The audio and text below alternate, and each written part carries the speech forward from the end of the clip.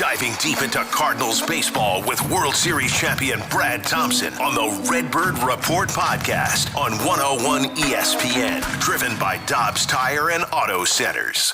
Welcome into a Rocky Mountain edition of the Redbird Report. I'm Brad Thompson, and let's get right to it. Let's start with the good news. Whew. Boy, that's going to be hard to find.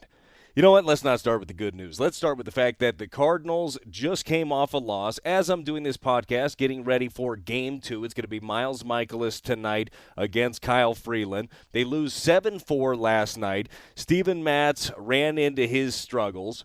Matz ended up going 5 2/3, gave up 6 earned runs, 9 hits, and looked like he was going to be sailing early on. First couple of innings were good, even though there was traffic. Profar led off the game with a single. Second inning, C.J. Cron ended up having a single as well, but he erased the damage on both of those. The third inning is where it started to get away from him a bit. It was an Alan Trejo curveball that was left up for a single. Tovar, he had him 0-2, ready to bury the 21-year-old. Couldn't do it, left one out of the plate. He had a double down the line, then a sac fly, and then honestly some bad defense from the Cardinals allowed Tovar to score as they had runners on first and third, ended up punching out Bryant. Contreras makes the throw down to Gorman. Gorman runs back Blackman, but ends up making an extra throw that he didn't need to make. Tovar able to score before Blackman gets tagged out. That was 2 runs, and it just kept going from there, really, for the Cardinals. Starting pitching, boy, has not been the best thing in the world for the Birds coming into 2023. I mean, who could have seen it? Who could have seen it? That was going to be an issue. It's been an issue. I truly believe that this rotation is going to be a heck of a lot better than they are now, but that means nothing. Like right now, they're not good, and they need to be.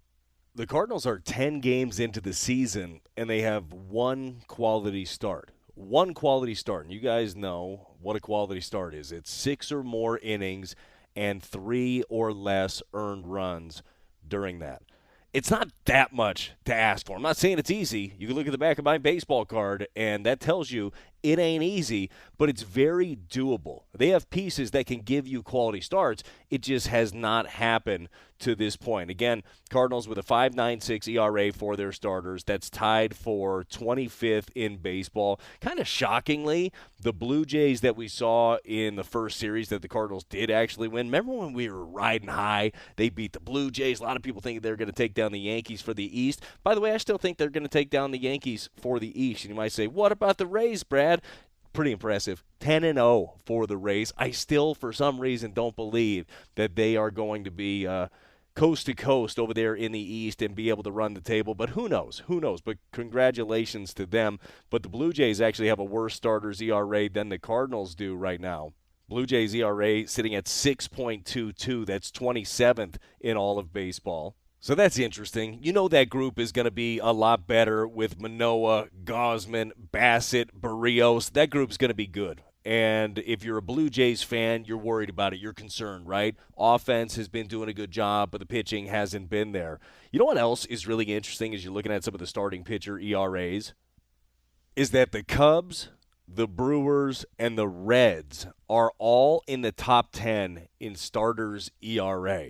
It's not exactly what I was thinking was going to happen for a couple of those clubs. You knew the Brewers were going to be in that mix. Their starting rotation is awesome.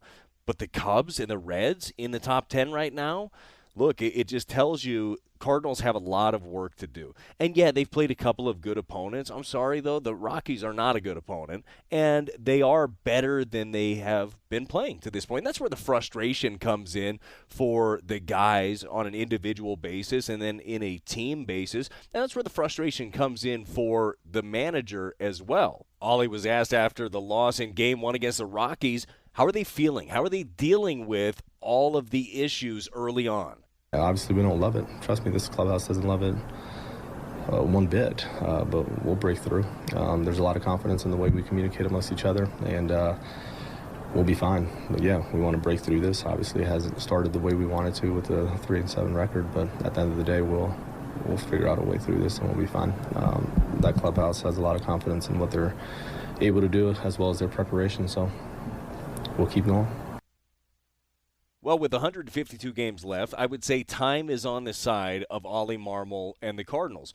The maddening part for them and for us as a fan base is, and realistically, you look at the team, they should be a lot better. I mean, this reminds me of the Blues a few years back when they ultimately ended up winning the Stanley Cup. Is in the beginning of the season, all we kept talking about was, oh, they look good on paper. Boy, this team is better than they're playing. Like, that was the go-to over and over again, and it was the go-to because it was true. And I believe that to be the same thing here with this Cardinals team. And again, that's not saying they don't have holes. Their starting pitching could end up being a big hole for them. That might be something that the front office needs to make a move on quicker than maybe they wanted to. This could be some urgency in the situation. But when it comes to an offensive standpoint, I really do believe that this offense should be able to lift the starting rotation, lift this pitching staff, and win some of these games. They've had opportunities, and when you look overall at the Cardinals offense, they've been pretty good. They're hitting for average, 284 again at the time that I'm recording this. That's third in Major League Baseball, second in the NL. They've got a 353 on base percentage. That's third in baseball. They're not hitting the long ball like we expected them to. 10 home runs overall. That's tied for 17th.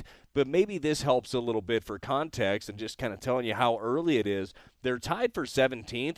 They're tied with the Astros, the Blue Jays, the Phillies, and the Mets in home runs. So some pretty good ball clubs that you know have big-time power that just haven't gotten to it yet. And that's the expectation for the Cardinals, that will come. In the meantime, though, while you're waiting for that power to come, and again, with the Cardinals, told you where they were in home runs. In extra base hits, they're tied for 22nd. They have 24 extra base hits, so it's not just the home runs. The doubles, the triples haven't really been coming as well. But in the meantime, while you're waiting for that and being patient for that to come around, the Cardinals are going to have to cash in on more of the opportunities they have with runners in scoring position. Now, game one against the Rockies, there were not too many opportunities out there for them with runners in scoring position because they didn't create too much offense. They were 2 for 6, and both of those hits came from the reigning MVP, Paul Goldschmidt.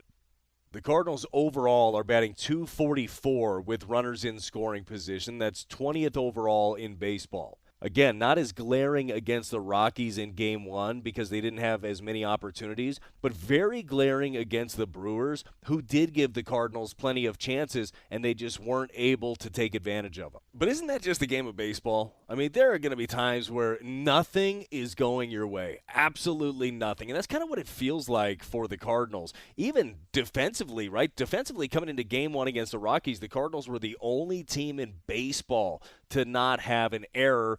Then they make 2 in the game against the Rockies. Like, just nothing is shaking out their way. Heck, the Cardinals aren't even getting replays right at this point. Funky play in the ball game yesterday. It's the bottom of the 7th inning, 2 outs. Drew Verhagen's on the mound. Jonathan Daza hits a little tapper back to Verhagen. He comes up running and just has to glove scoop it to Contreras at the plate. And the flip appears to beat Blackmon there, but it also looked like the toe of Contreras was off the bag. Now, that was the initial look, and unfortunately, our broadcast only had one look at it. That's the only thing that we saw. Now, the Cardinals had a different look at it, and they also had their catcher Contreras telling him, no, I tagged Blackmon, that he had tagged Blackmon on that play. Later video shows that that is absolutely the case. Contreras knew that the flip from Verhagen had pulled him off home plate. He applied the tag, and home plate umpire Shane Livensparger was not looking at that. He was simply looking at Contreras' foot on the plate. He called him safe. Ollie Marmol raised his hand right away that gave indication that they were going to look at this play. Unfortunately, though, before Ollie said he did, in fact, want to look at it, time had expired. Okay, you have 15 seconds now. This is one of the biggest rule changes that we haven't talked about enough, is that this is all under the clock as well. As soon as the manager of any team raises their hand, say we're going to look at it, a clock is starting. There are 15 seconds to say yes or no that you are going to look at a play. Unfortunately, Ollie did not get his yes in time, and the play ends up going the way of the Rockies. Now, that's not the be-all, end-all. It was the 7th run, okay? It wasn't the 4th run in this game, but it just continues to mount on the frustration of how things are going. Can we table the frustration, though, just for a minute?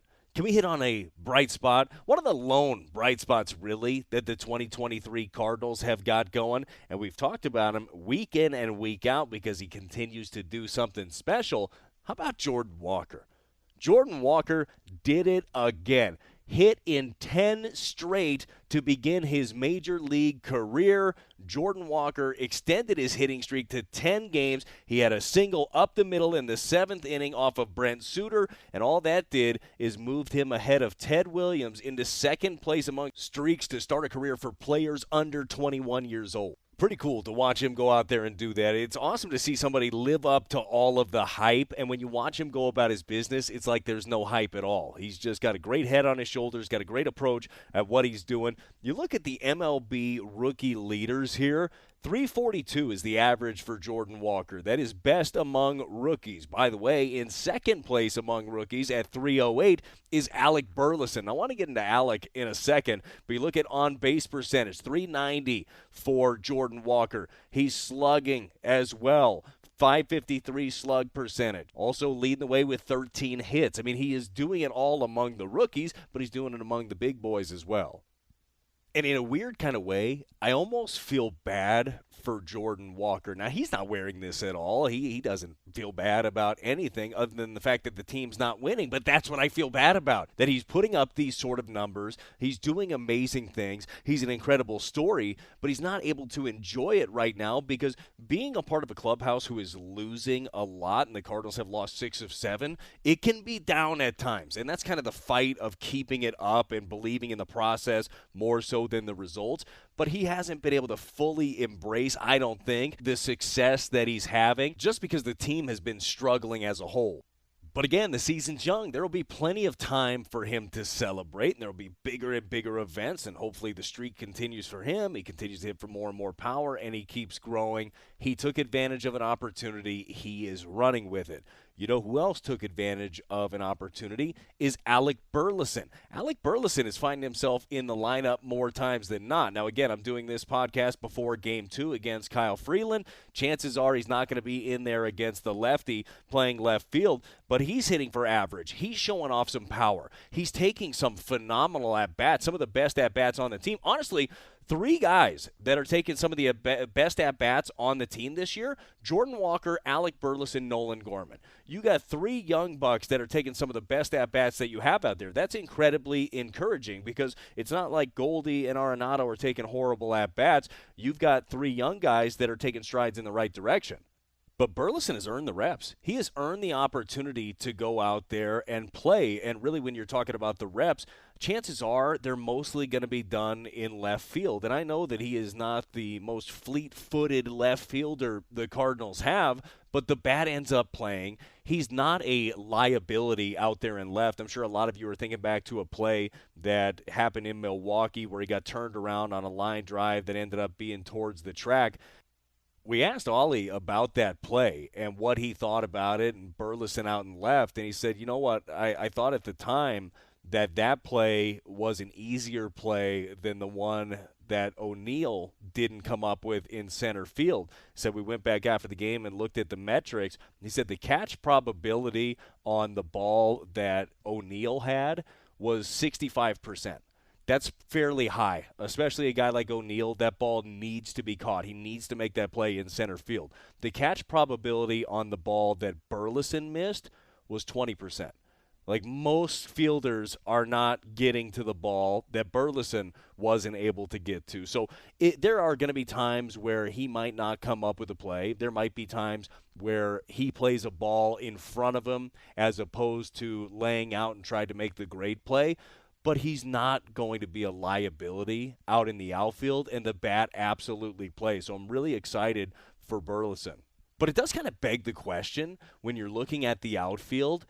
I know depth is a good thing, but are we at a point where there's just too many moving parts and they're not able to get any continuity? Just too many mouths to feed. By the way, Nootbaar hopefully coming back sooner rather than later. He took some swings in the cage, off the tee, soft toss, game 1 against Colorado. If he responds well, the next step is going off against the pitching machine, see how that jam thumb feels against that. But once he comes back, it gets even more crowded, which, by the way, is great. Like, everybody wants Newt to come back. I love the energy. I love the on-base skills. I love the way that he barrels the baseball. But we talked about a spring of competition, and we saw that. And we saw some guys win jobs competing. Walker, Burleson being amongst those guys that won jobs. I do wonder at what point this competing during the season for the playing time doesn't help you, where it's just like guys are continuing to put that pressure on themselves day in and day out. You almost need to be able to give some guys a little bit more runway, and you kind of got to clear things out a little bit. Now, that's a hard thing to do when you have all of these different outfielders. You got Burleson, Carlson, O'Neill, Walker, Yepes is up right now. You'll have Newt coming back at some point. You wonder if time might be sooner rather than later to make some sort of a deal, maybe get a little more consistency, continuity in your outfield, and then hopefully add to another area of your ball club. And I'm sure that those conversations have been going through spring training, continue to go now, and will keep going throughout the season. The difficult part in those situations is establishing the right guys. Who are the guys that you have to keep a hold of? And obviously Walker would be one of those guys. And who are the guys that you think that you could live with even if they went somewhere else and ended up having success? I got to tell you, that's not a job that I would want. Even though we all play GM at home, that's a difficult decision to see which ones you want to part with. Also, it's difficult to find a match, right? Somebody might like one of the pieces that you have, but they don't have something on the flip side that could help you at the moment. But as for now, the competition continues out in the outfield. There will be competitive at-bats. We've seen some good things. We've seen some bad things. We've seen some inconsistencies.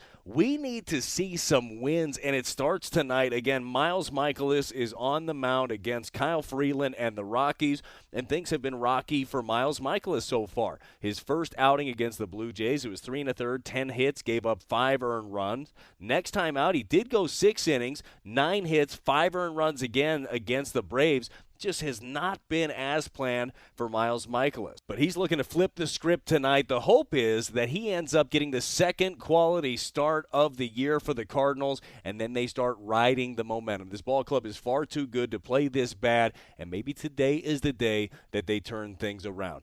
We'll talk to you again soon. Hopefully we have some good news. Maybe we still have a streak alive. Maybe we got some starting pitchers that are getting it done and runners in scoring position are scoring in droves. We'll see. We'll do it next time. It's the Redbird Report. I'm Brad Thompson.